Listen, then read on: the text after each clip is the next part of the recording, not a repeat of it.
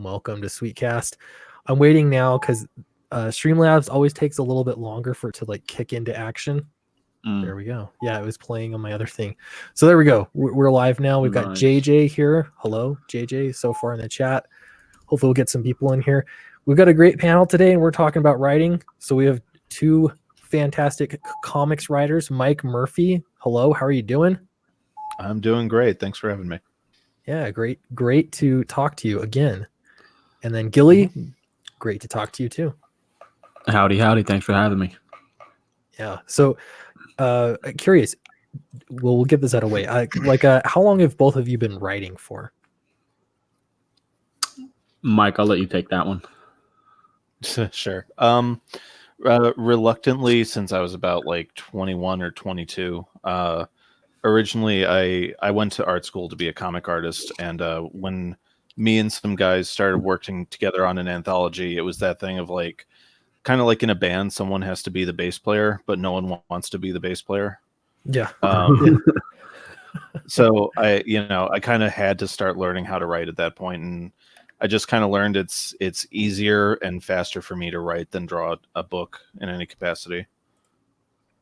Yeah. So it's kind of like you had to be the front man.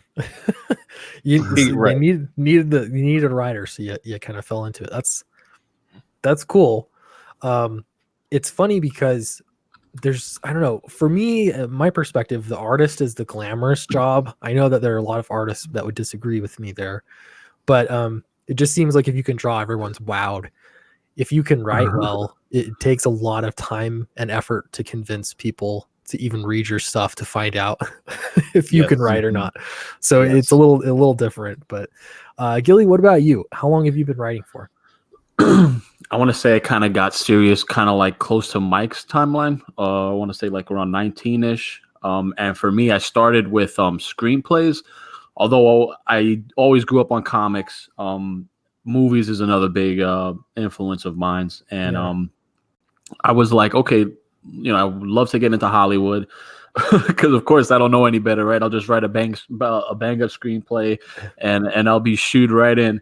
And that was a lot of learning. That was like such a learning curve, a grind session. It was just realizing that writing is, like you said earlier, Clint, like it's something that you're not born with it. You have to kind of gut it out to kind of determine what you're capable of, and you can see growth. And so from then on is where I kind of felt like, okay, the screenplay thing, I got some good ideas, but there's no visual impact with it. And then I was like, you know what? I got back into comics after a long hiatus, and I was like, why didn't I think of this before? Like, why wasn't I in high school thinking like I'm gonna write a comic? Like, so then I just kind of shifted into writing comics, and for me that was just like the divine message right there, and I've been having fun ever since and growing with each work that I put out. Love it. Yeah, it's interesting because comics is not, especially as far as writing goes, comics is not like the glamorous. And maybe people disagree with me, but if you're in it because you wanted to write, I know a lot of people that love to write screenplays, novels, and that's where I started, is writing novels. But I love to read comics, so I was like, man, I should just switch over. And it's not any easier. Like you'd think, oh, there's more words in a novel, that's more difficult. I disagree with that. It's not easier. It's just more writing, more word, a higher word count. So we're going to talk about some writing here. We're going to briefly look at both of your campaigns real quick. Let's start here. Oh, I better share the screen though, huh? That's I always do that. We'll go off on I'm sharing it with only myself. There we go. Galactic Rodents of Mayhem Volume 1. I've already sang the praises of this book before just by looking at the campaign. It looks super good. Give us your elevator pitch for it. Let's see. It's a sci-fi space opera inspired by the always awesome Saturday morning cartoons of the 90s. How about that? Just read it off there. It's pretty much like think of Ninja Turtles, right? Mixed with Star Wars back when they both had grit. But we're throwing in capybaras in there, capybara bounty hunters, fully anthropomorphic, and something you could get lost into. This cover, I'm assuming this is the cover. Yeah, that's it, man. That was originally going to be like a promo piece, but it came out. It's just that's it. It's a cover. So great. Yeah, this is one of the campaigns that really, really stuck out to me. One, because it just looks great. The idea is really fun. And capybaras are just really cool animals. When I kind of discovered them, I mean, I knew they existed, but when I went down the rabbit hole once and was looking at videos of them, they're just interesting creatures. So you know what, you're ahead of the game because I didn't even know they existed. So that's my bad. But when me and Sebastian, he's the artist on it, and we did Lair together, and I was like, listen, we gotta do something fun, man. This whole thing with how it is in the comic landscape, I just want to do something fun. I want to mix it up. I want to go back to what I thought was fun growing up, and that's where I came in with this idea. But we were figuring out the animal, and he's like, dude, let's do capybaras. And this is how he sold it to me. He's like, they're so chill. They get along with like every animal. And then just like you, Clint, I kind of like fell in love. And this project wouldn't be what it is. It wouldn't exist without the capybaras. Like it couldn't be guinea pigs. It had to be capybaras because once I fell in love, I just had fuel and the adrenaline. And that's what just got me to start writing. And everything was just flowing out. Yeah. And so this is one too. I read the sample pages here that you have lettered. And I was like, oh, looks good. I'm in. So I backed this day one, and we'll take a look at this again. But yeah, if you're watching, keep it in mind for sure. Let's look at Mike, your project, The Gods Fear Me. Give us your pitch. You got it, man. So The Gods Fear Me is equal parts Lovecraft, cyberpunk, and adventure stories in the vein of The Rocketeer. Kedzie, a one-armed android, is on a quest for vengeance across the wastelands of Earth. She's searching for the alien god known as the Puppet King, who destroyed her arm. During her journey, she crosses paths with a young boy named Brian, who might be the key to saving what's left of mankind. And it's at this point she has to decide between following her programming and chasing her thirst. Very cool.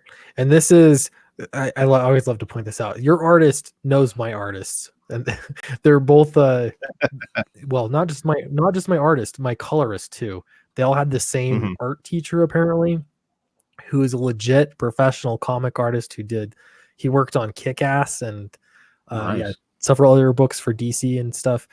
I totally am spacing his name, but yeah, they all know each other. So yeah, really, really cool. I like his art. I always say there's something in the water down there. I know, right? Yeah, good comic artist. So yeah, we'll take a look at that for sure. All right, so I want to get into the meat of what we're talking about here. And this is Show Don't Tell.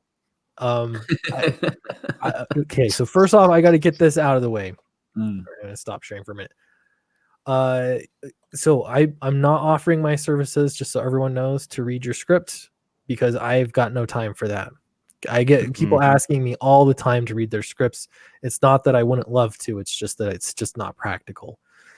So rather than reading through everybody's scripts, what I'd rather do is hopefully share a little bit of information. We've got two other awesome comic writers here, and this is something that you don't hear about a lot for comics, like in the context of how to write comics, and that is show don't tell. If you're a writer, you hear that's the number one thing, and that's the number one feedback I give to people is, hey, you're like, it's an interesting concept or whatever you got going for it. Those are good things, but what you could use more of is more showing. And that can actually be more complicated than you might think at first. So yeah, we'll get that. Do you need a wrench? Is that what we're Gilly? No, someone was just like that. They still had the power of the wrench, and I was just saying wrench power. Just just communicating with the crowd there, just so they know, you know. Well, now you've got a wrench too, so yeah, don't be afraid to drop links. You've got one. Adam AF's here. Hey, Adam. Oh, cool. Arch City Comics. Hello. Just checking in. Albino Thunderbuns. Hello. Love that name. That's awesome name for real. Yeah. Cool. I don't want to forget anybody. All right. So rather than say what not to do, everyone knows that. So no one's going to send me scripts to read. Okay. We're going to agree on that. But what I do want to show you is maybe something that we can all relate to. The Dark. I'm not going to actually show it, but let's talk about this. You guys, has everybody seen The Dark Knight? At least this first scene. For sure. The Dark Knight. Yes. Yeah. Let's assume yes. You must, right? Yeah, for sure. Yeah, the bank scene. Yeah. Bank scene. Yep. So you've got like, it starts out, they break a window, bad guys break a window, and then they like, kind of, I can't even think of the word, zip line across the cable. They get into the bank, and this whole big robbery scene. And there's a lot of cool things about it. Well, okay, we'll say this. Tell me what do you guys think are the coolest things about this scene? For me, the masks. I don't know why the masks catch my attention. Just I thought that was cool. Yep, I love that. Okay. The expanding double, triple, quadruple backstabbing that happens as the scene progresses. Oh, that too. another great one. Yeah. Few other things like that we could probably list this forever. The fact that the bank, I'm assuming he's like the manager of the bank or something. Yeah, that dude. He said something like, "You don't know who you're messing with," Yeah. And yeah, so we saw a lot in this scene. What you didn't hear, nobody came out and said the Joker is a criminal mastermind. Nobody said that. Nobody told you that. It was shown to you in this apparently 5 minute and 3 seconds. You saw that the Joker was not only an evil mastermind, but he had like why was he wearing a mask over his makeup only to shoot the last guy? Like, he wanted to be a part of it and drive off with the bus. He had fun with the whole thing of backstabbing, right? So to me, this is a good example of showing and not telling. This is a really well written movie. And this could have been accomplished probably in a variety of ways. Absolutely, you could have taken different approaches. Like, so those things that we were shown. I'm going to put both of you guys on the spot. Okay, what other opening scene, if you could imagine, just kind of first draft here, what kind of scene could you do that would show you that the Joker is a criminal mastermind, and that would show us apparently the same things that this scene was showing us? I know that's tough, huh? People in the chat. I mean, like, I have an easy example of how it could have been done wrong. Like, the exact opposite of that. Yeah. Like, the exact opposite of that would have been after the crime has taken place, and the whole place is just loaded with detectives and cops, and the whole scene is just the two detectives talking about. And then he must have, like, whenever in a show or in a movie they do the thing of like walking step by step through what must have happened. And then it ends with one of the detectives being like, clearly this guy is a mastermind. Right. Yeah, that could have been, what do they call that? Maid and butler dialogue or something like that. And you'll see that sometimes where two characters are just telling you everything. And the thing is, like, a lot of times in comics, you think, well, there's pictures, so that's the showing. Okay. Right. But the writing, you still need to do showing with the writing.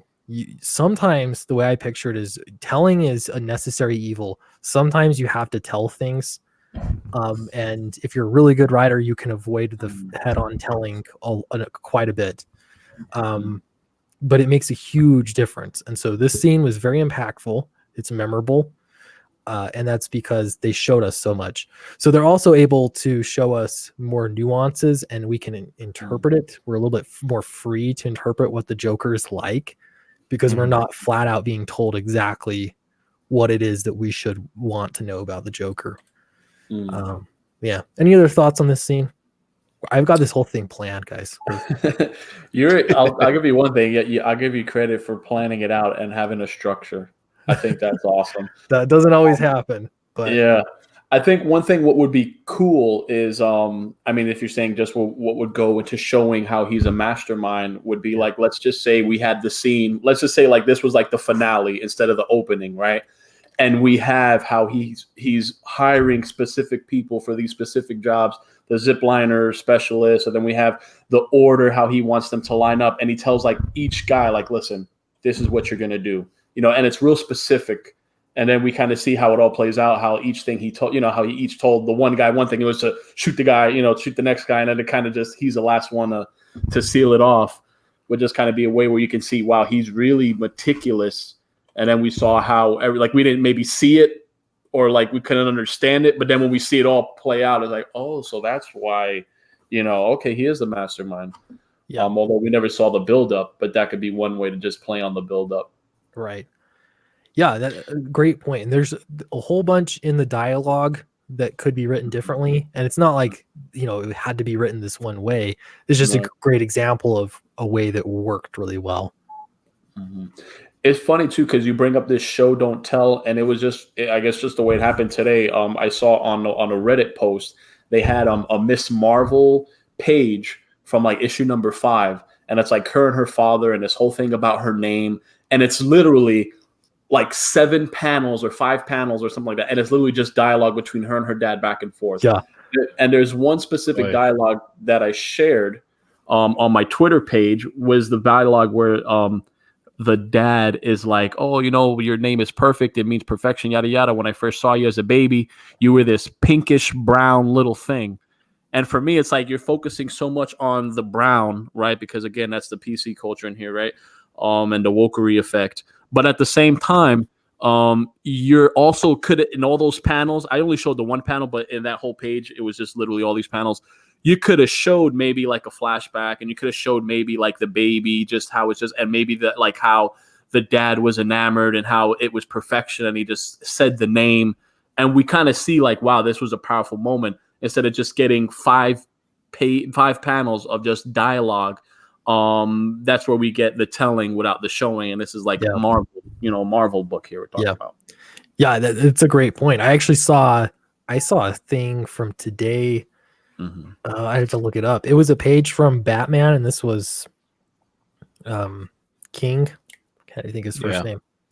But it was Batman and Catwoman, and they were going back with this dialogue of like she stole his ring or something. Did you guys see that page? Oh, right. Yeah, I was able to see that one. Yeah. Right. And so usually this is how it works. If you trust a writer that they're a good writer, the question I ask myself is, why am I seeing this? Why is this important?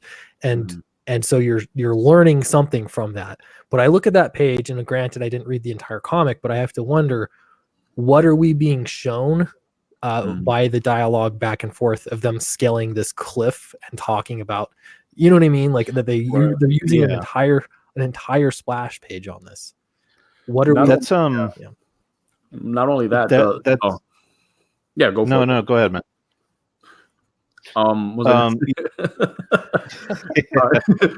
Okay, you take it away. I'll jump in. I'll jump in after. All right. Just real quick to tie it back to the opening of The Dark Knight. That's actually a really good point in the whole regard of like, why are we being shown this? One of the things that I really appreciate about Nolan and his brother, since they handle most of the writing on their movies, is the opening scene of almost every single one of their films kind of encapsulates all you need to know about what the rest of the movie is going to be. Like if you go back and you look at the opening of The Prestige, the opening of the movie is basically the entire movie. Yeah. Yeah. So the whole thing of why you're being shown what you're shown.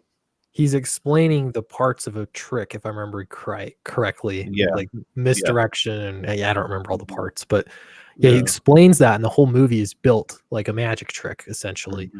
Yeah. So that it's really creative, and there's talking, and that's the thing is when you say show don't tell. I'm going to go over here real quick. Albino Thunderbuns says good timing. Good timing on this stream. I wrote some editing notes to a creator today, and the gist of it was show don't tell.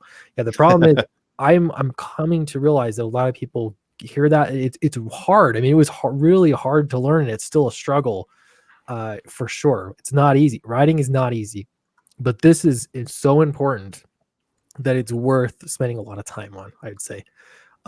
Gilly, you had a comment? Yeah, I was just going to double back to that page, that splash page, and me as a writer, like it was jarring just because it was like this crisscross dialogue with the word bubbles, and it was hard for me to just even see who's talking where. But then at the same time, like you say, you got this back and forth convo that seems to be kind of interesting, but they're just static climbing this mountain. And I feel like you could have just added easily 2 more panels there, and maybe showing some expression. Maybe again, you're not showing the taking of the ring, or even if you're crafty enough to fit it in a quick flashback. But I'm just saying, like, just adding 2 to 3 panels gives this it would add more to the story, or making it would be less, it would be easier to read. It was just hard to read. And for a splash page, it's usually like a reveal, something important, something, and it's like they're just climbing, and it's this back and forth combo literally that is not warranted for a splash page. But it was like more telling than anything. Yeah, it was kind of an argument, but it was the friendliest argument I've ever read. It wasn't even cute. Yeah, it was like trying to be cute and playful and banter, but it was just like dull. Yeah. That's a great example. And it's just so I don't know, it's so small, like a single comic page. And this is really like what I'm trying to do. It's hard. I get it. It's hard. But making every page like lead you to something else, and so it's justifying, you have to justify why that page is there. And what it is that you're trying to show people, not tell them, show them. Let's see. Okay, so this is from Megamind. You guys seen Megamind 2010? I never saw it. You know what? I've seen it, and it's just nothing that was impactful enough to remember. So sure, school me on this right now. No. Megamind, the reason I know it so well is because I've got small kids, and my son was obsessed with Megamind for like a year straight. So I've seen it a million times. Nice. Yeah, that could happen. Yeah, so there's some interesting writing in it. It's a well-written movie, but it's also a kids movie. Okay, so and here's the point I want to make. If you go all the way and to a very, very kid-centric book like See Spot Run, that basic level, bro, oh my gosh. You talk about a movie you saw a bunch of times. I know this is so off, but yeah, I saw that a bunch of times, that movie. It's not a proud moment, but okay. It's simple, but yeah, it could keep on going. Yeah. Okay. Yeah, so my point is, like, when it's something that's written for a younger audience and you're trying to make it very plain, you tend to do more telling. Like, you're still not telling too much. You still want to be showing, but you do end up doing more telling when you're trying to have your readers read up to the body of work rather than it talk down to them. Then you want to definitely do less telling. So it's always better to do less telling. So okay, Megamind, excuse me. I'd rather be watching Mega Man. For sure. Megamind. It was funny. It's actually a superhero story too. But it starts off in this way with the monologue. And I see this all the time in comics, especially indie comics. I don't think this is necessarily the best way to start a script. It's just because it happens so frequently. So at the beginning of Megamind, basically he's falling from the sky, and it's like he has to rewind, flashback to go into the story, to how he got to this terrible position. And that's okay. There's nothing wrong with that. But he goes into this monologue and he says, so here's my day so far. Went to jail, lost the girl of my dreams, and got my butt kicked pretty good. Still, things could be a lot worse. Oh, that's right. I'm falling to my death. So it's like this monologue he's just telling you, this is absolutely just telling you what's happened, how his day has been. Right. This works in a kid's movie. It works for the audience, and it's written funny, I guess. And it was fine for the movie. Problem is that the same kind of, I see this all the time in comics, and I see it for comics that are clearly not written for children. They're written for adults just because of the themes they go over. So something that I'd push back on a little is, if you're tempted to start a story like this, know that it's extremely cliche, and it's just telling. Like in the essence of it, it's just telling us basically what happened in the story. What's it called, like in media res or something like that? Like the story's already in motion, but then you double back and basically start at the beginning once you're already at the cool part. I can't stand that stuff, because like you see it a lot in TV shows too, where it's like, how do we end up in this mess? And then you just have to sit through like 20 minutes of like all the boring stuff just to get back to the gunfight or whatever it is. Yeah, it's Yeah, I think it can be done okay sometime. The going through time thing, or like you're starting somewhere in the middle or the end of the story and then you go back and retell it. That's fine, I guess. Like it can work. But my real problem though is the monologue. In that, Yes. how are you using it? So in comics, the cool thing is that monologues get used all the time, and they can be used to great effect, or they can also be used to terrible effect. Here's an example. Grant Morrison's Batman Arkham Asylum. Maybe let me switch the screen. Stop sharing. There we go. I don't know. Have you guys read this? I got to get it to the camera. There we go. Yeah, several times. Yeah. This book is insane. Grant Morrison is a little like kind of crazy genius, I guess. This book too, the cool thing about it is this particular version, the full script is in the back. Nice. It's like Grant Morrison's words, and I realize I don't even know how he writes a script like that, or how his artists would like it, but it's just like walls of text. Right. Like, I can't do that. Yeah, it's still not quite as bad as Alan Moore, but it's good. Alan Moore does kind of. I heard like Alan Moore is kind of that. Oh wow, it's Jesus like a whole. Christ. Is that the script? That was the script. Yeah, that's like prose. Yeah, it is too. And that's how he writes it, and he's got notes included here too, and the notes are like, well, here we'll see. I had a point with the monologue too, but yeah, his so he's got these opening notes, and then it doesn't say like page 1, panel 1. It's not like panel descriptions. He just kind of leaves that open, and then he has the captions. So he's got this entire first page that is a block of text. It's like 3 paragraphs, and he's just basically setting the tone, setting the mood, and then he jumps in and he's got his captions written. So he wants us to see. I'll just read this a little bit first. He says, "We open with a shot of the moon caught between 2 chimneys on a roof of the Arkham house, as it was in 1901." Okay, I'm not going to read the whole thing. Why was it so important? What did he tell us? Or what did he tell us by showing us? I'm trying to find the picture here too. The chimney with the moon caught between them. What are we supposed to be shown here by this? Here's the picture. The artist did just that. See the 2 chimneys. I've got a glare. Yeah, there we go. With the moon caught between.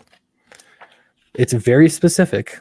He's not telling us anything, but he's showing us something, and that corresponds to a quote from Carol Lewis. That's what we're also being shown on the page. The quote and these chimneys, and a really textury looking. I don't even know. It's almost like what you'd see in a Tool music video, creepy. So he's not telling us anything, but he's just showing us. Right. Then the next page, he's got, I've eaten. Like, I don't know. I don't want to read the whole comic for everyone, but there's a picture of this old woman. I got to go backward. There we go. And she's like eating bugs. They're like falling out of her mouth, Yeah. So again, like the question is, what is he showing us? Not what is he telling us? What he's telling us is he actually has a diary and it's writing something. Let's see. He's showing something pretty disturbing, that's for sure. Yeah. So he's got 2 things. This is what you can do in comics. This is why comics is awesome. You can show with the pictures, and simultaneously you can show with the words. So there's still a monologue here, but it's not like, I suppose you're wondering why my grandma is, puking up. Right. It's got nothing to do with that. He says, "In the years following my father's death, I think it's true to say that the house became my whole world." And it's all about this house, which is the Arkham Asylum. He's not. Why is he talking about the house and yet showing his mother, who's clearly losing her mind in like the creepiest way? Like, what are we to be shown by this? He's not telling us, and that's the joy of reading. A lot to for the readers. Yeah. Sorry, guys. I feel like I'm talking too much. You get the idea, though. I don't know. Like, No, that's a master, dude. I want to say I'll get to that eventually, maybe 20 years from now. I could get to a glimmer of that because that's just wow. yeah, he knows what he's doing. But this is where, I mean, there's a lot to learn. You know, from Grant Morrison knows what he's doing. I still don't think I could write scripts like him. I just don't. I don't understand. No, how his no. mind- Oh, that's too dialogue heavy. I mean, but here's the thing: there's people like he's just that type of person that he, has everything as like masterminded right. before he hands it to the artist, and he has that connection, I guess, with the artist where he can trust that artist to take all that text and convert it into the imagery. Yeah. I'm just Yeah, reading the script here, and like his dialogue is so light. The mother says, "I've eaten, I've eaten, I've eaten." That's all she's saying. But she's got bugs falling out of her mouth. It shows that she's lost her mind, right? Like she's, but he never said that. He just showed us. So very true. Anyway, that's one example. I hope I'm not boring everyone. We got 32 people watching. Must be okay. This is not boring. This is cool, man. And it's just I'm what you're doing is always down for talking shop. Yeah, for sure. You're highlighting a lot of key points, and you're also showing how a writer, and there's different styles. There's different writers that have different styles. Me, for one, I haven't graduated to the Alan Moore or Grant Morrison where I just have this walls of text. I kind of I have a connection with the artist before we go in. We kind of know our story, and then when I come with the script, I leave a lot of room for him to do his thing. I don't want to handcuff my artist. I want to have them, free, unleashed.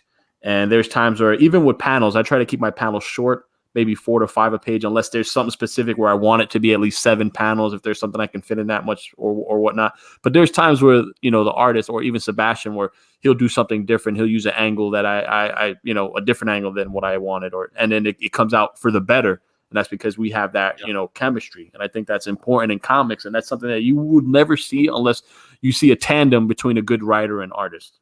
Yeah, that's a great point. And it usually changes, at least in my experience, in a lot of scripts I've read. It's not exactly, how it's written in the script. Things change because of that partnership.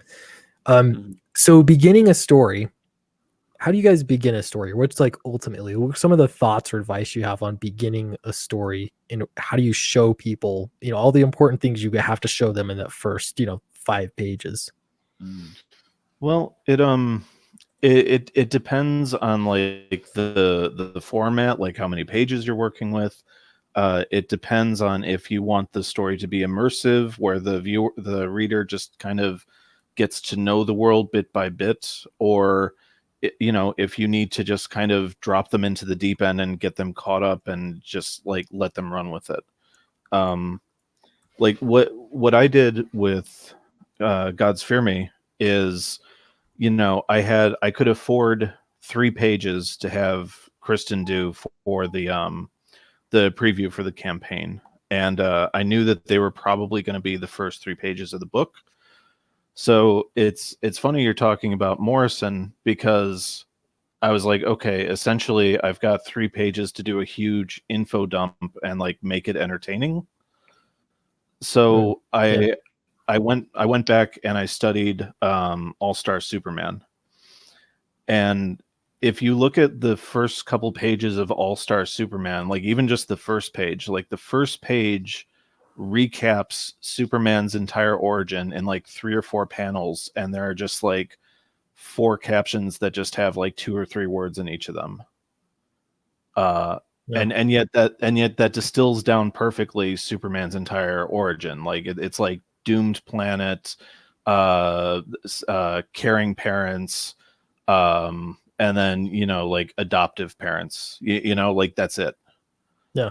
Which coincidentally, that's how Megamind was his whole story too. Same scenario, except he was sent to a prison and raised by the prisoners. But anyway, I digress. Yeah, so that's the approach that I took for the Gods Fear Me. Whereas with Samurai and Dinosaurs, I knew I had 116 pages, so I just kind of let it slowly evolve and grow, and let the reader get used to like the power dynamics between the characters, and like little by little let the plot unfold. Yeah. So for me, I'm working on. I've got like 4 projects that I'm working on, but they're at different stages. But I'm working at one where we're working on the beginning of the story, and for me, it's like, rather than saying, "Hey, I always wanted to start my story with a bank heist or something before we use the Dark Knight," what I found to be better, so you're not going back and correcting things later, is saying, "Hey, I need to show my character acts like X, Y, and Z. I need to show, what the initial, what is normal in this world and what is not normal. I need to show like all these things that you need to show." And I've always found that the beginnings are really difficult because there's so much that people need to know immediately. And so if you know that, like what you need to show, then you can say, okay, what kind of scene needs to be here that's going to lift the most weight and is going to show what I need to show. That's a lot easier to pick your scene then than it is picking a scene first, which is when I started writing novels. This is what I would do: is I have this great scene that I want to start it off with because I think it would be cool, but it's not actually doing any work for the story. It's just, it's just a scene. And then afterward, I'm trying to figure out, how do I show and don't tell? I'm having people telling because the scene doesn't really fit. It doesn't, it's not doing any heavy lifting. Yeah, that's a good way to put it. I mean, sometimes with I'm like you, Clint, where I have also like other projects working, and there's one that also in the beginning stages, and if you don't have a plan kind of going in, you can kind of spitball some type of thing, but at the same time, you need to know your characters, you need to know where you're going. And I kind of, and this is where I kind of feel like the 3-act structure kind of helps. Because this particular book I'm doing is like a 24-page one-shot deal. And, when me and the artist that I'm working with on it, we're like spitballing ideas, and we're kind of figuring out, okay, how do we get to the point where we're not telling what's going on? Like, we're actually kind of showing clues, because we have this kind of like Lovecraftian type sea monster. And it's like, okay, how do we, because there's so much that goes into it. So one example is like, we open up with like a fisherman on a boat, right? And it's like, okay, we'll have like a little tidbit that there's a radio transmission in the background saying that, there's just been like an earthquake and a tsunami is incoming, and, then you'll see like a wave kind of pushing up, and the boat, capsizes, and it's, you kind of like, then we go to like the next scene and we introduce our main characters, but we kind of drop in a seed there with the mention of the earthquake, with like, was that a tsunami? What was, you know what I'm saying? And everything will be shown in the backgrounds. You'll see like that same ship somewhere, like and that's how you're going to kind of like pinpoint all these little details in a way where you're not just, you can let your story flow. Because if you have a scene that's not working, like my artist just throwing this, oh, we can have this, oh, we can have that. And I'm like, dude, you wanted 24 pages? I'll soak it all up, but let me see how I'm going to make that 24 pages work at the end.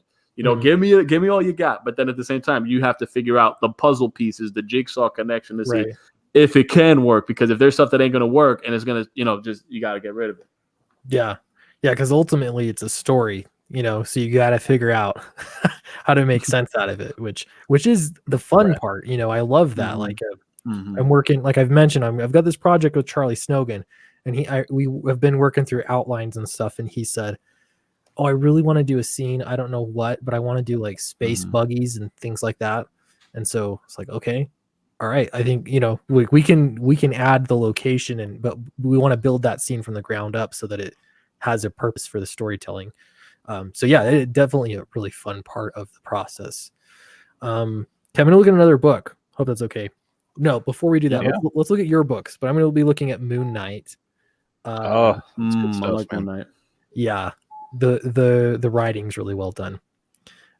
Warren Ellis knows what he's doing. Okay, let's look at your campaigns though. I better share my screen if I'm going to do this right. Galactic Rodents of Mayhem. Why don't you give us a pitch for everyone that hasn't seen it yet? I'm going to refresh this as well. 104 backers at the moment. 104 backers, guys. This is my anthropomorphic tale of fun. It's pretty much think of Ninja Turtles meet Star Wars when they had grit, but we're throwing in some capybara bounty hunters. And basically, the story is like one big giant chase scene, I kind of want to say.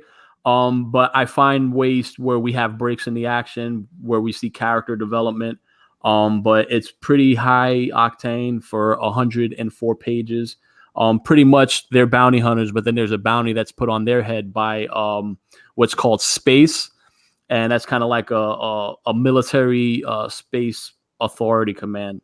And they pretty much are going after our capybara bounty hunters, and they're literally on the edge of the sea through the whole, end of the book. It's pretty much one whole chase scene.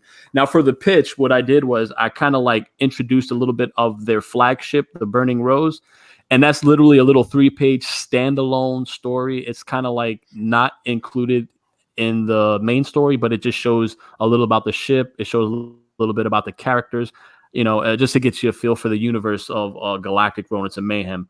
But if you grew up on Saturday morning cartoons, it's pretty much that mashed up in a comic and just adrenaline filled. It's going to be really special. It's definitely some new stuff inspired by the old stuff. Nice. The good old stuff. It looks so good.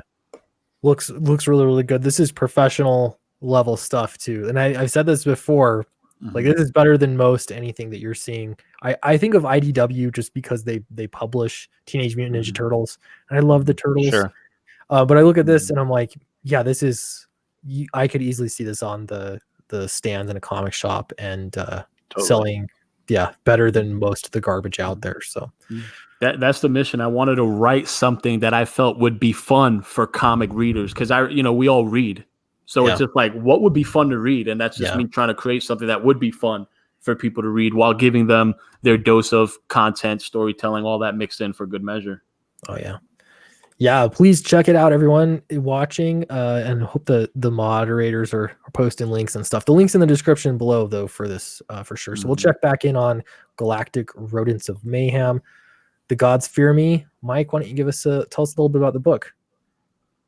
You got it. Gods Fear Me focuses on Kedzi, a one-armed android seeking revenge against the godlike alien who destroyed her arm, ruined her life, and threatens to hammer the final nail into humanity's coffin. She's the only one who can save mankind, but the only question is, does she care?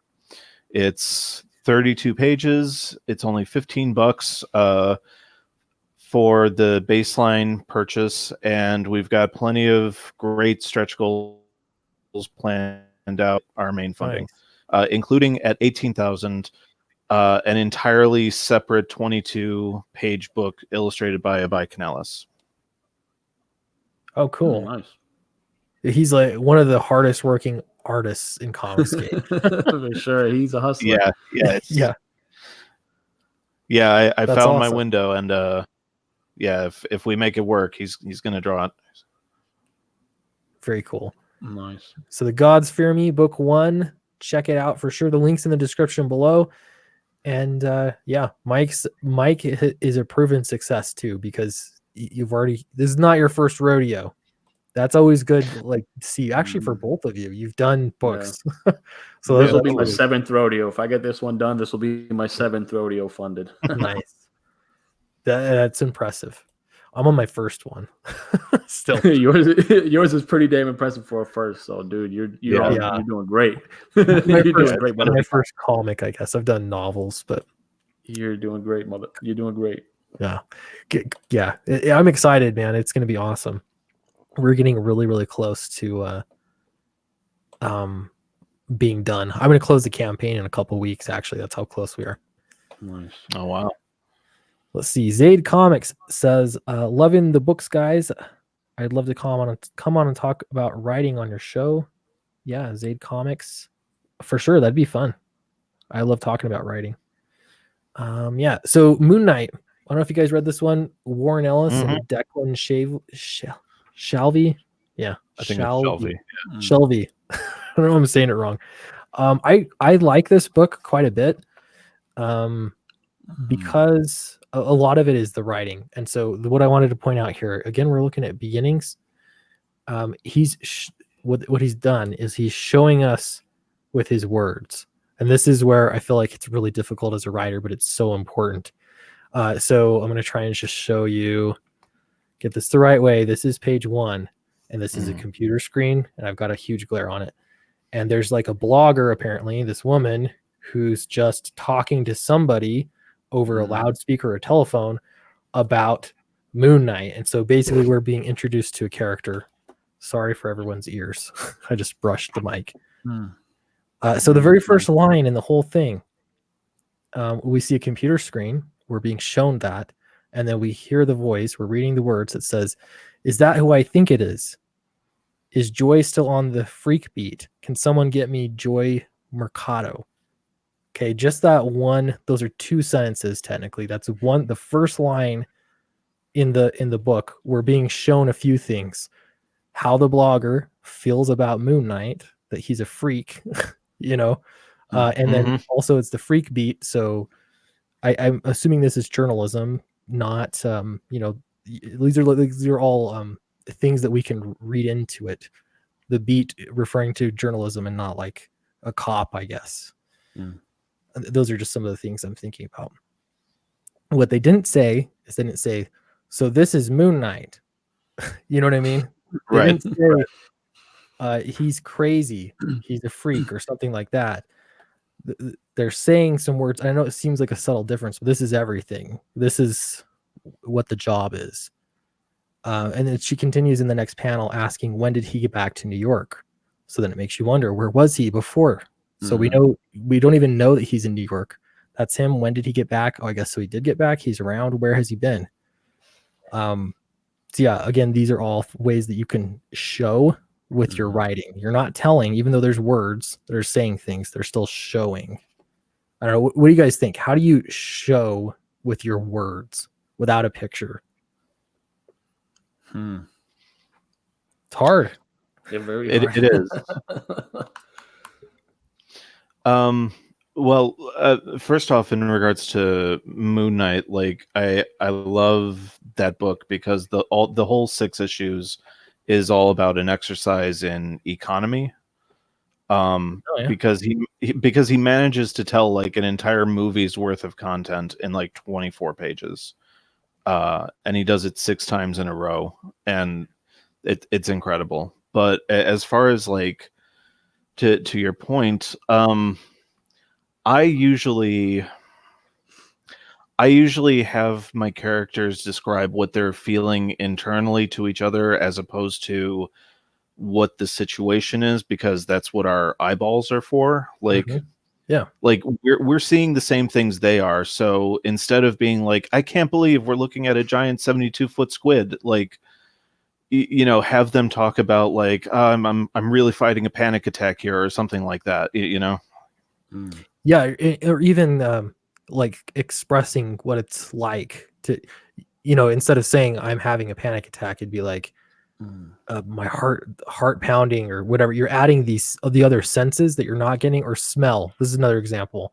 Right, like it smells like the ocean. Yeah, you're looking at a battle scene or something. I'm thinking of Doug Ernst's book. The one picture he has in there of the burning Humvee and this guy's arms burning. If there's something like that smell, I'll never forget that smell or something. It alludes to like, his flesh is burning. He didn't say that, but he's still showing us that. And Adam AF says descriptions. Yeah, this is great. This book also has an amazing fight scene in it. Like it's not, I'm trying to remember if there's even a word. It's like a whole issue's worth of a fight scene. No, there's a few lines. Okay. Yeah, there we go. I love books like that. you could tell that was the issue where Warren Ellis watched The Raid. Yeah. It's like, do that. It's a great movie. Right. There's not a lot of talking in there, but what talking is in there? So like first the bad guy says, "Hey, were the boards over the door not a clue that we're closed?" And so it's like the attitude. It's also conflict. He's showing us conflict, even mild. Like there should always be conflict, but he's showing us that there's a conflict. Like, hey, you're coming in, You didn't see that this building's closed. And then he gets beat up. And then at the very end of the page, it says, what are you supposed to be? And again, it's not that he's showing us, like, what the question would be, what is he showing us by having the bad guy ask him, what are you supposed to be? Basically, the bad guy has no respect for him. Apparently, he has no reputation, at least in this neck of the woods, maybe because he just got back to New York. We learned that earlier, right? There's all these little things that were being shown. And so when there's words on the page, they should have a purpose. I don't know. I hope this is helpful and I'm not just boring the heck out of everybody, but no, this is always helpful. Writing is something we need more of, especially on the streams. I think it's cool when you have come on, man. The artists are the rock stars, right? They draw like the cool stuff and write on stream, and that's very entertaining. But I think what's also entertaining is just what you're talking about too. And I think in this sense, in what you're trying to do by showcasing some of the greats at work is just giving even hints to people who are watching now, even me, even, Mike, I'm sure, or even you got quite a few people watching that I'm sure are writers and are doing their own scripts and look up to us in a way of just more knowledge being spewed and they're absorbing it. So showing and not telling is something I think that no matter how hard you could describe it, I think it's something you achieve in your journey as a writer, because I was told this since in the beginning. And I only realized till I started just writing more and more, where I'd get those like light bulb moments where I'm like, that's how I did that. I used a show don't tell moment where it flowed out. So a lot of this is just grinding it out and you having an appreciation of the craft, knowing what you're getting into and treating it as such and respecting your readers as such. And again, this is where you blossom by taking it all in. Yeah. And discussing it. Simon in the chat says, I'm both. Started working with writers. Yeah, that's the thing is, if you treat writing like you say, like a craft, it's not really as intuitive. This is what I feel like, especially with new writers. It's just like this intuitive thing that you can just pick up, and maybe you can, but that's like saying as an artist, it's just this intuitive thing you'll pick up. But there's actually, like, if you learn anatomy, you're going to be a much better artist than you would otherwise. Right. If you learn perspective, you're going to be a much better artist than you would be otherwise, just, going off your intuition. Writing's exactly the same. There are actually best practices and rules and things like that just like art, you can break, but it sure is helpful to know when and why you're breaking them. Exactly. Like there's a method to it. It's not just reckless. Exactly. And these conversations are helpful because, like, even, like Gilly said, even for people like us who are now doing this professionally, writing is a craft that's like 90% internal, even when like you're studying and trying to improve. Yeah. Whereas like artists can get together and talk about anatomy or perspective or, page layout and, reader eye flow and all that stuff. Those are conversations that have like words attached to them, so to speak. Whereas like a lot of this stuff is just like watching a scene in a movie and dissecting it mentally without giving form or shape or words to any of it. So like there were a couple points in this. Well, what would you do about blah? If I could translate thought, it would know my idea, but I've never had to say this stuff out loud in words. Right.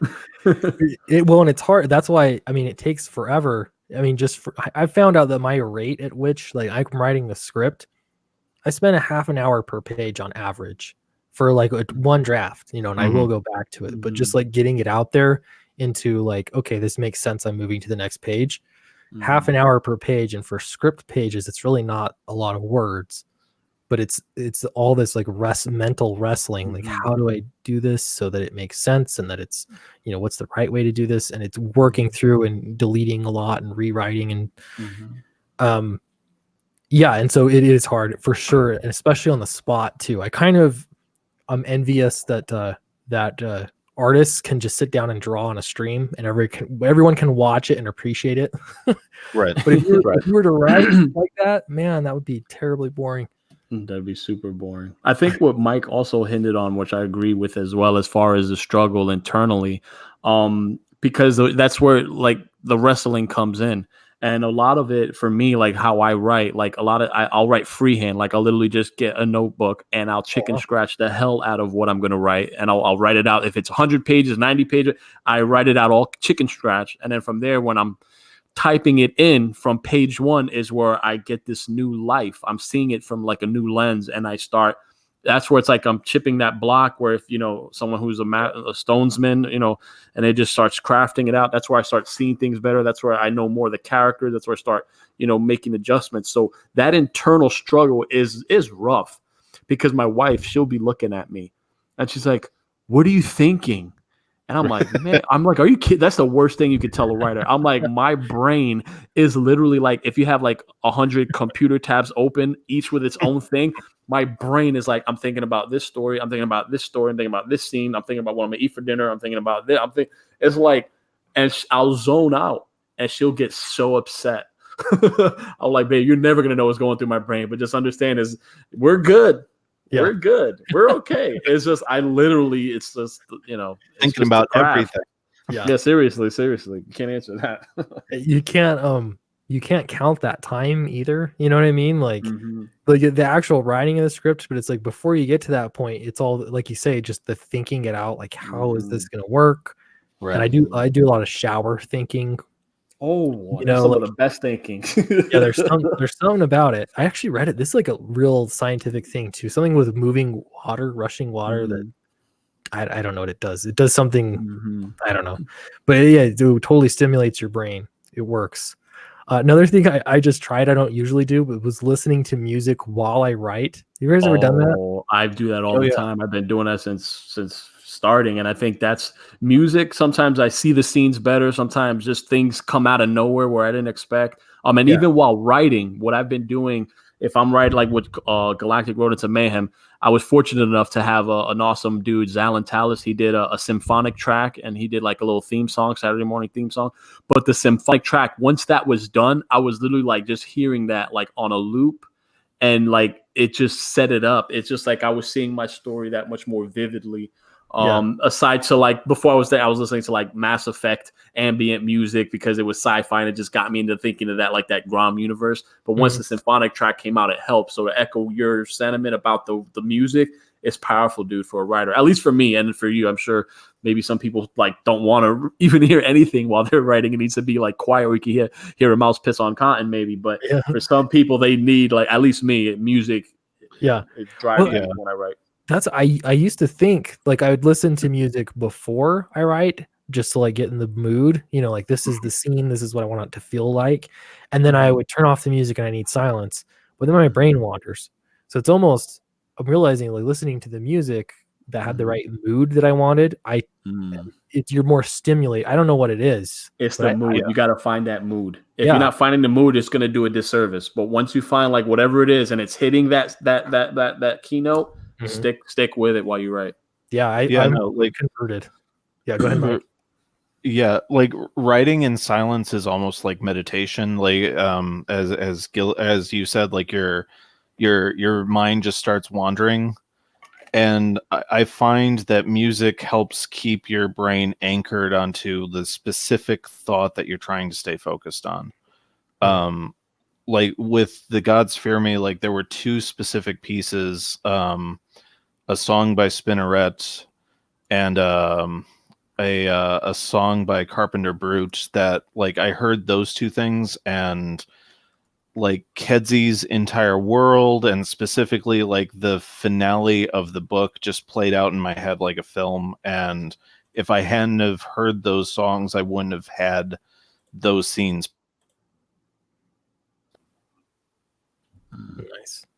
Yeah, I don't know. I highly suggest it. Highly recommend it to anybody that hasn't tried listening to music while they write. First, I thought it'd be really foolish, but I'm happy I did. So I'm going to show something off here real quick. I've got 2 covers I'm showing off, and this is for that Golden Age project that I've been working on along with Chuck Dixon and David Furr. So this piece is painted on canvas, like traditional painting. Awesome. This was done by Wow. Preston Acevedo, and he's one of the artists on the book. So this is one of the covers. Looks And really then good. here's the other cover. It's like, Oh, look at I that. love it. so That's great. cool. It has that vibe. Yeah, it definitely has that. It definitely has that character. Yeah, it's the It's just awesome, dude. nice old school anthology look. Like, I don't know, it's so cool. It's very cool. Yeah, and so I'm not generally a huge fan of reading anthologies. This anthology is different because this is done the way I think that it should be. This is how Golden Age ones used to be, and that is that you're basically getting a whole bunch of #1 issues in the same book. So I like that. How yeah, many pages is it going to be? so each story is 24 pages long, and then there's the 3 Nice. stories. So I guess I could do some math, but it's like, what is that, like 60 something pages, 70 pages, and Yeah, then 70. there's going to be stretch goals, and if those stretch goals are reached, then there's going to be more stories added to it. And my understanding is, and David for 72 pages. I'm glad, David for, I'm glad you're here. 72 pages. We might add a 4th if it does well enough. Yeah, so there might be a That's 4th awesome. story. This is it done right, because you're basically getting a whole bunch of one shot stories. And it's not like a 5-pager, like each story is 5 pages. That always drives me crazy. I know. It's annoying. Yeah. But there's like if someone could master that 5-page formula, like they're good for like 24 pages or like 100. That's so hard to master. But yeah. It sucks though for comics, but yeah. And I get it. Like, yeah, there's a place for it for sure. It makes sense. This to me is awesome. Like, and I gotta tell you, Silver Streak, I've been really, really stoked about. It was, I mean, it's always difficult to write. I went a little over my deadline. David was he was really generous with me. I went over like 2 days, I think. So I think it was fine. But yeah, I loved writing Silver Streak because I got to kind of reimagine some things. I went back and read the old, Golden Age stories and his origin story and stuff like that, and thought, how would this work? How would I do it a little differently? Really, really fun. I read both David's script and Chuck Dixon's script. It was just so cool to see, what they did with these characters. And yeah, I'm really excited about this, and the art looks really good too. Definitely, man. You hit the point great, that you're trying to make. Yeah, you got. It's like, I feel like with this whole CG thing, Comicsgate, I feel like what we're doing is kind of like what the industry, I think, feels like what they're not doing, but what they should be doing, because you're hitting on a golden age of comic books, and you're bringing that, and you're also adding like a new touch, or you're doing your own little spin on it with the whole anthology, but as one shots for first issues. I think that's so brilliant. Yeah. that's like I think you just hit like what comic readers love, and you're offering them something that they're gonna want. And I think that's the cool thing. What we're doing as creators is just putting stuff out there that is giving comic book fans kind of what they want. And even though we're not known writers, but we're doing this in this like underground movement kind of way through crowdfunding, where we're establishing ourselves each as potent, writing forces in the comic book world. So I think it's awesome, dude. Everything that you're doing, Mike's doing, what we're doing as a whole, I think it just shows people that, there's a lot of eyes that should be on these books. Yeah. I think it's great. And this is, I can't take any credit for it other than just writing the one script. But David Furr put this together. I thought it was a genius idea. And it was a whole lot of fun to be a part of, for sure. David says you are on time. Don't worry. So yeah, I'm happy with that. Then we'll say I was on time. Tony Palmer says, do you work with editors? Yeah, I have an editor that I work with when I'm doing my own projects, and that he's been invaluable. His name's Brandon. I've had him on the stream before. I should probably have him on again. It's been a little while. On this project with David is actually an editor. He works with Antarctic Press, and so he was the editor essentially on the project. And yeah, and so that was really cool. Just kind of the process there. This is the first time I was like just hired to write something, which was interesting. Like it was a lot of fun. I would do it again for sure. That's dope, man. Yeah. Had to show that off. Let's look at your campaigns again too. We'll see how you're doing. If I can bring it up. Galactic Rodents of Mayhem. First, I got to share the screen. Oh, Eric's here. Hey, Eric. Hey. Sorry, how long were you there, man? For like 2 hours, man. No way. I hope not. No, I hope not. Sorry, like 5 minutes. Okay. Yeah, I kept trying to check back with that, and yeah, I missed you. Good to see you, Eric. We're Hello, everybody. I heard you're done with Hello, Earthworm Robbie. Jim. Yeah, I finished that today. I bet that feels good. Awesome. And now I'm lettering the next book, so Congrats. it never ends. Yeah. That's a good problem to have, though, right, It, Eric? it really is, yeah. Keeps the lights on for me, that's for sure. What is Awesome. the next book? I'm curious. I'm lettering Adobe Kroger. It was Huh. by Dan Satro. It's sort of like a magic user wizard. I'm really not saying what it is very well, but it's sort of just sort of one of those modern day fantasy books. Nice. Cool. They had a Kickstarter recently. It was well, similar to what you're doing, right? So it's like not an anthology, but like a bunch of books that are sort of in the same universe, Yeah. all number ones. Yeah. Cool. So I'm doing one of those. Nice. Well, it's getting around then. It's a good idea. Yeah. I like that. Galactic Rodents of Mayhem. I'm going to refresh this. Why don't you tell us a little bit about the story, Gil? Oh, yeah, Galactic Rodents of Mayhem. It's pretty much your Saturday morning cartoon rolled up in a comic book. This is my love child. I want to bring fun back into comics. I kind of took a nod off Ninja Turtles, Star Wars, put a little spin on it with some capybaras to make it fresh and new. They're pretty awesome animals. If you never heard of capybaras, definitely got to Google them. They're worth your time. And it's pretty much it's like 104 pages, and I want to say 80% of that is like this chase scene, this like, I can't say manhunt, but like a capybara hunt. You know, it's just like yeah, the antagonist is just menacing guys really like going after these capybaras hardcore because there's a grudge that stemmed into, you know, him losing some loved ones. But yeah, it goes really deep. It's fun, but it's gritty as well. I want to stress that out. It's definitely gritty. And the story is kind of dark. So I know you see the vibrant colors and the pop, but we got a pretty dark storyline going to make it worth the while. Yeah. Nice. Looks really good. Yeah, I knew when you said earlier that capybaras are friends to everything or something like that. Mm-hmm. I remembered. Yeah, I saw a little video about that. There's like no joke. They make friends. They like hang out with all different creatures. Like that's their thing. Right. That's literally what they do. I don't know. I thought it was a joke when Sebastian was telling me about capybaras. He's like, they get along with everything. He's like, even crocodiles. I'm like, come on, dude. And I'm looking this up. I'm like, this big rat not only can swim underwater, it can hold its breath for 5 minutes, but on top of that, it could actually chill with crocodiles like nothing. I mean, I thought that was just amazing. And like sheep and like ducks and like there's all sorts of pictures of anteaters, turtles. There's the monkeys. I mean, I was surprised that literally every kind of animal in the universe except pythons. I gotta stress that enough. Pythons are one thing that capybaras don't get along with. Unfortunately they're predators of capybaras.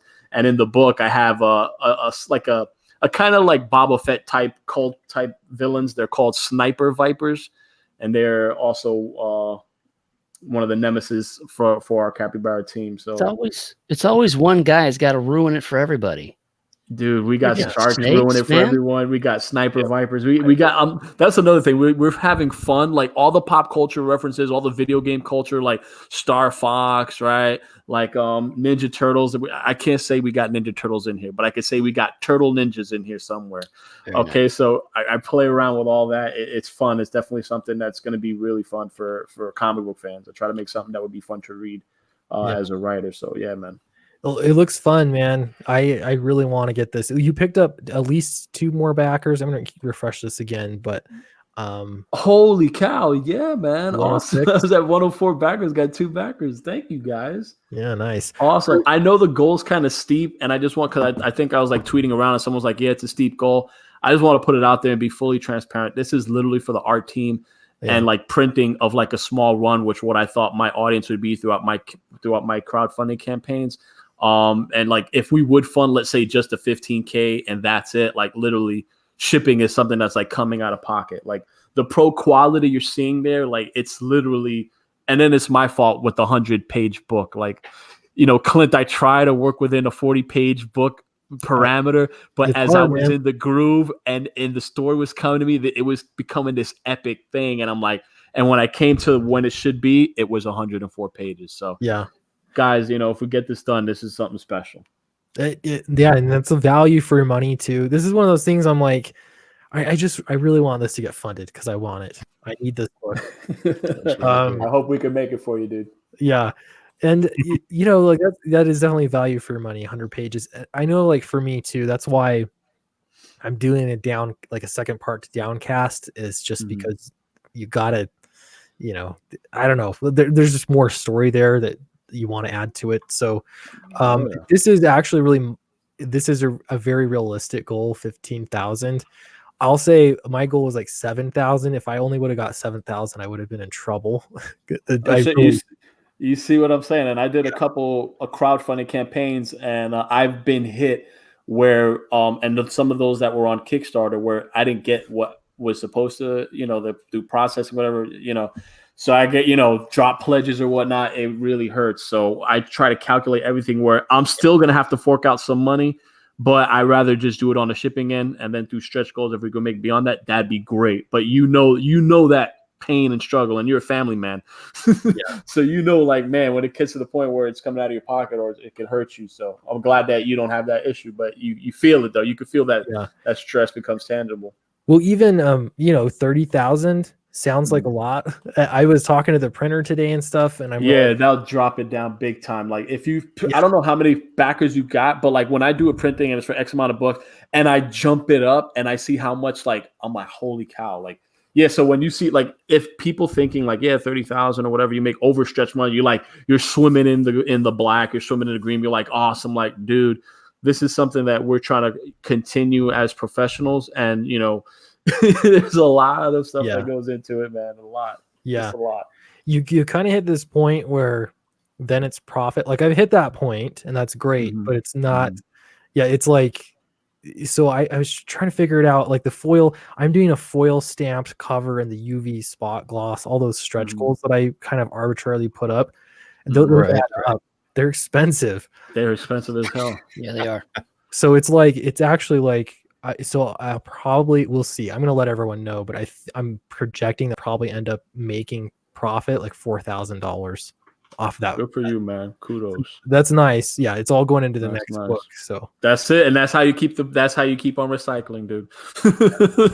That's a great problem to have. But then there's also, you get the copies, like because I'm overprinting, and I'll have copies, and I can go sell those at conventions and things. You could do conventions. You could hit the convention scene. I did my first convention in August, and it only took, I don't know, about 7 years, but it was well worth it. It was a rewarding experience. So to go confidently with your like nice stack of books, and you know, and get a little extra is a beautiful thing, man. So you're on the right path, dude.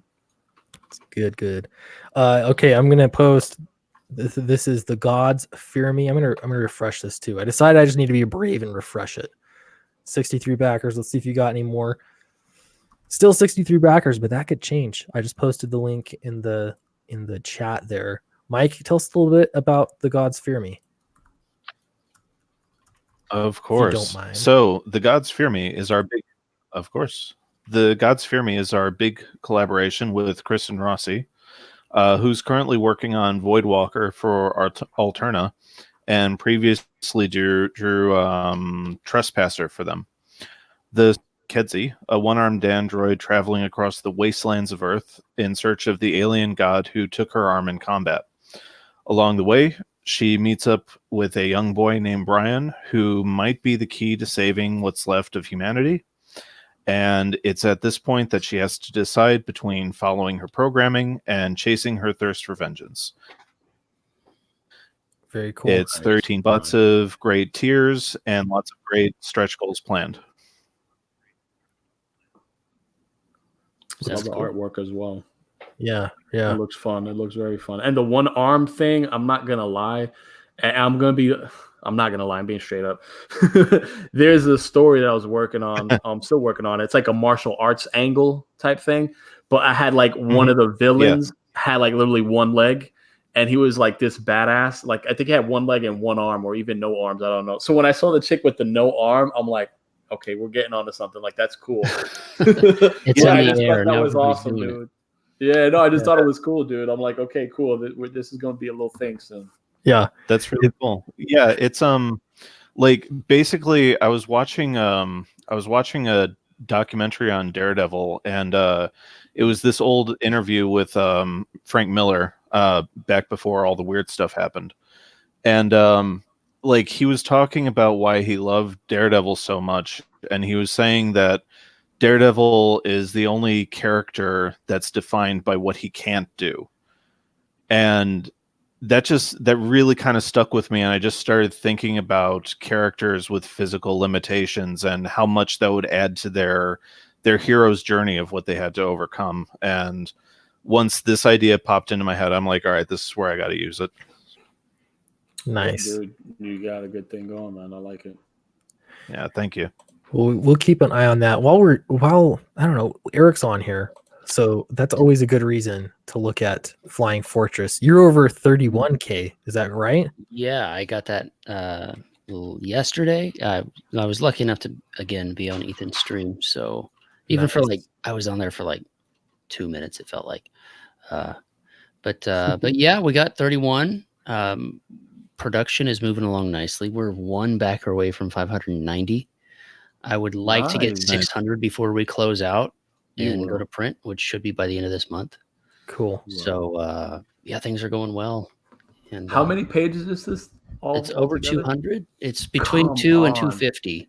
The story is about 200 pages, but then there's going to be a lot of extras in the back. Nice. That's Stuff nuts. that was sort of, all the stuff, characters, and there were cut Yeah. pages that were cut that I'm going to put in, and lots of stuff like that. Wait, hold on. I don't know if you want to do this because me and Clint were talking about when you're trying to put in the scene, don't try to force it in.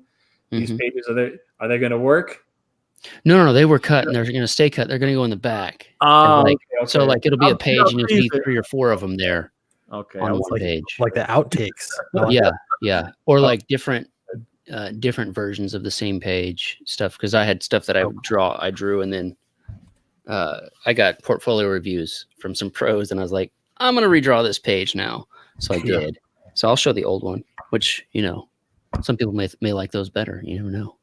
Yeah. Mm-hmm. Well, it's cool just to see, I think, too, like the different approaches. You know what I mean? To the same page that would theoretically be achieving the same thing. Right. Do you know what I mean? Right. Yes. So that is interesting. That's cool. Have you been talking? Can you say who your printer is? Yeah, I'm going to use API. Okay. Yeah. It's my printer too. I'm waiting to get the final number because I'm going to see if they can print everything, because I've got a lot of extras. There's postcards and posters and a trading card. And the only thing they probably wouldn't be able to do is the patch. Oh, yeah. So I'm going to have them. I'm trying to get a quote on everything. That would be nice to get it from the same. I figure it could all come in one shipment. Yeah. And save on shipping that amount. But if it, depending on price, if I can get it cheaper somewhere else, I'm still going to. But the books for sure, I'll be getting there. That makes sense. Yeah.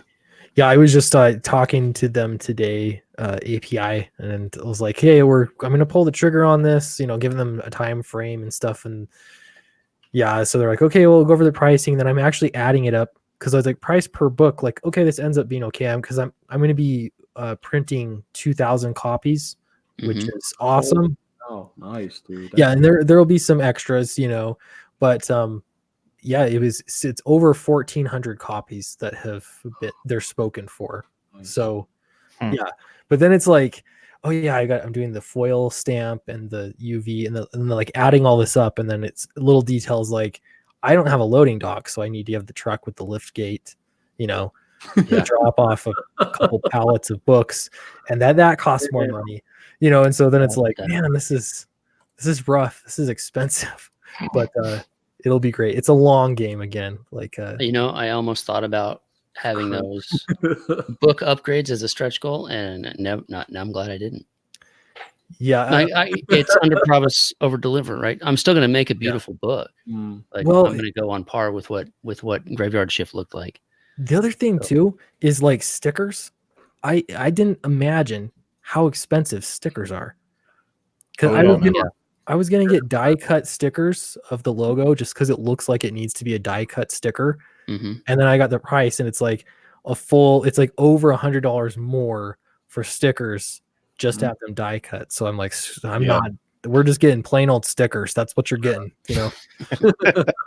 Because nobody's gonna care anyway. That's the thing is, I'm like, why did I make this promise for stickers when it might be mildly like, oh, okay, cool, there's a sticker, but my thing is the head sketch. I wrote inside front cover. What I want to do is just get a little, card stock, a little Bristol board, like trading card size, and do it there. But in the campaign, I said inside front cover. I specifically said on the inside front cover. So I can't. If I didn't use the word on, I would have said you're getting a sketch card. It's going to go in the front. I'm going to put it in the front cover, and but I said on. So for legal reasons, it's tough, and then you don't know who's going to be upset. Like, and I have exactly right. Who's going to be upset? And I have like 100 of those to do. Oof. So that'll be time consuming. Yeah. A little bit. Yeah. Yeah. It's these little things. I ordered the bookmarks today. Those actually weren't too bad. I would do bookmarks again. Bookmarks are super cheap. Yeah. Yeah. Yeah, prints, man, I didn't order. It's like I'm not ordering 2,000 prints. I have no idea how much. Be expensive as hell. Yeah, probably depending on the size, I'm sure. Yeah, size too, and their quantity as well. I limited the print, so it's 350, and then they're sold out. So I'm like, okay, well, we're getting 350. So that wasn't too bad, but yeah, stickers were the surprise one. The patch was surprising to me. The patch was. Oh yeah. Yeah. It was more than I was expecting.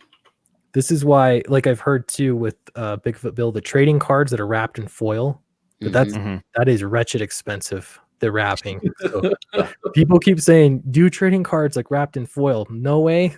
There's not enough money, for that. Leave that to the big publishers, right? Right. Yeah. If you're making 100K on a book, I'm sure you can figure it out. But yeah, it's like, no, not going to happen. So yeah, stretch goals, I'm rethinking that. So anybody thinking about stretch goals, think real hard about how much money, because it does cost more. The more backers you get, the more shipping, the more printing, depending on what threshold you hit, I guess, for printing. Yep. It's I don't know. This is lots of stuff to consider. Let's see. GPez says, Sweetcast, I have a money question. Do you have to give your artist W-2 when you pay him? How do taxes work for that? So I'm not an expert on this, but I do have an accountant, and so that's what he is there for. My artist, the way that we're looking at it, I know he's in Argentina, so taxes work different for him as well. He has to pay taxes every time he gets paid. So I'm not sure exactly how it works, but yeah, that was no help at all, I'm sure. But yeah, I've got an accountant that's helping me out with that. It's good to have the accountant. I think that's something where it depends with the art team and everything. And there's a lot of artists that are overseas too. I'm working with Sebastian. He's also in South America. He's in Uruguay. So again, this is some things where I guess it's good to ask and just keep on asking, or just, Google as well. I mean, that's something that, I feel like if you guys have it already laid out beforehand, I don't know how the taxes come into play. And a W-2, that just sounds a real complex. Yeah. So if you can't afford an accountant, just, do your due diligence and just try to get as much help as you can asking around. Yeah. Make sure, and there's enough people that have done it. I haven't finished the process completely yet. So that's why, I'm learning about all this printing stuff now. But let's see. SSJ Future Gohan says, bookmarks are awesome. I can never have too many. That's how I feel too. I actually really enjoy getting bookmarks because they get destroyed or lost. Yeah, they do. It's good to have. There are some that I have that I don't want to use because they're too cool. Oh yeah. Oh yeah, those are always. So they just go in the don't touch this cool collective drawer. And every now and then you just pull it out, you just admire it. And just Yeah, you just look at it like, man, this is a really cool bookmark. Yeah, just I could use it, but I won't look at it again for another 6 months. Yeah. I like how Professor Geek did like a set of 3 different ones. Right. Yeah, those look great, man. Sorry, I stomped over somebody. I don't know who's talking. No, you're good. You're good. Okay. Alright. Dark Admiral Marchhair says, hopefully these projects will lead up to you both knocking it out of the park. Your next project is for me. That's for me and Eric. Thank you. I really appreciate it. I do think it's really helpful. Even just the marketing aspect of it, I've learned a ton. And then now, hopefully, like enough people read the book. And I really hope that people like it. I've put a lot of effort into it to make it good. So, yeah, that definitely sets the tone. yeah, for sure. And, this whole thing is just a learning experience. And I'm glad that I started with Flying Fortress because I don't have to do a lot of stuff to the book. I don't have to wait for the book to get drawn. I don't have to draw it. It's been done for a while. So I can sort of jump right into the stuff that I really need to learn about, which is how to do the campaign and how to fulfill. So, and hopefully, that just leads into happy customers that want to come back. Yeah. Yeah, that time will tell. And the cool thing is, when you think about it, this is a lot of new indie creators that are learning the ropes, and not just about the creative process, but primarily about like the publishing process and getting books out to people done correctly. And so the good news is, in like a few years, really, this is where new talent is being developed. It feels like there's a lack of new talent being developed in the mainstream industry. So it's just, I don't know, it's nice to see that happening. In a few years, wouldn't be surprised at all. I don't know, have people coming out of this that have really, really big, great careers and great IP that comes out of it. So you could have a lot of you could also have, I kind of want to say, like random success in a way. When I was crowdfunding Pistolera, it was very weird. I had an email that I thought it was, I could have swore it was spam, because there was some guy saying, oh, I'm a producer. I got kind of this kind of thing going on, Warrior Nun, Netflix, yada, yada, yada. And he's like, I kind of like your project. And I'm like, what the heck? And I'm like, is this even real? And like, I Googled the dude, and it turned out great. Like, it's true. So it's, nothing panned out with Pistolera, but the thing is that it opened up a door that I'm dreaming for that door to open up one day. But the fact that, you got someone already inquisitive, it's nice. So like, you guys are funding books that are $30,000. That's like incredible. That's something to put on your resume. And at the same time, you don't know who's out there scouting, talent on Indiegogo or crowdfunding. Because I think the next big wave is literally going to be content. Because I think it's all going to be like a streaming battle. Like, you're going to have your Hulus, your HBOs, your Disneys, and your Netflix or your Amazon Primes, and all whatever else is streaming. And it's just going to be who got what. Hey, we exclusive. Hey, we got this exclusive. Hey, we just got Downcast and Flying Fortress, for our new stream. You know what I'm saying? Like, I feel like that everything is going to be a battle for content. And it just helps to just show that even though if you're small, but you're putting out stuff consistently, even through crowdfunding, to build up your own little wheelhouse of stuff. Yeah, and then you've got books to show, and all different kinds, and readership too that you build up. So yeah. So I did want to do, when we're talking about books here, writing. This is the last thing I'm going to say about writing tonight. Actually, this book, Self-Editing for Fiction Writers, I think everybody should have this. And it's not really for comics. It's just storytelling. It's for writing, but it is for comics. Like, it's all the same. But yeah, they go through all this stuff, show, don't tell, and they have really great examples. And then they have like blocking scenes out. Point of view, like this is all the stuff that every writer should know. And it doesn't come intuitively like you might think. Some of it does. Some of it might make some sense, but others don't. Like here's see how it sounds. Like for writing if you're writing somebody that has that's speaking in a dialect, or they have an accent or something, like there's a really good ways to do that, and there's wrong ways to do it for sure. Anyway, so I would highly recommend this for everybody if you want to write comics. Self-editing for fiction writers, 98% of this is going to directly apply to you, even though there's not a lot of words on the page in writing comics. It's massively important, so I would highly recommend that. And I know there's also a lot of editors too. This would be something interesting to do, like a stream with all the editors that are out there. It sounds like Albino Thunderbuns does some editing, or at least Flying Fortress, actually. Oh, he's your editor. Yep. I didn't know that. Yep.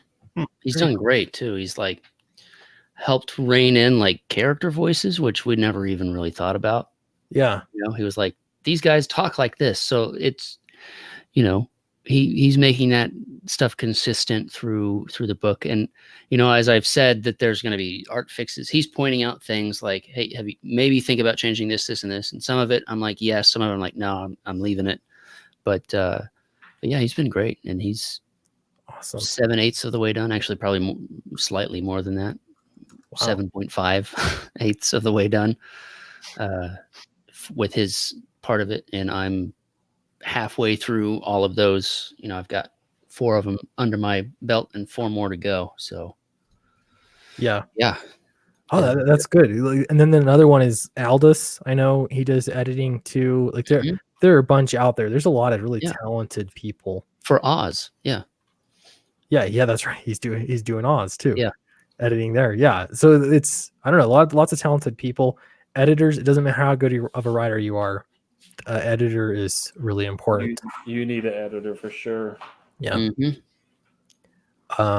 Yeah, that's it. I had one more comic, Batman Year One, but I feel like I've talked a lot, and I don't know. I love to talk about this writing kind of stuff, and I'm always interested when I make videos how few views those get. Most people aren't really into watching videos about writing comics, but I think it's helpful. So, all right, let's look at these campaigns one more time, and then we'll let everyone get on with their evening.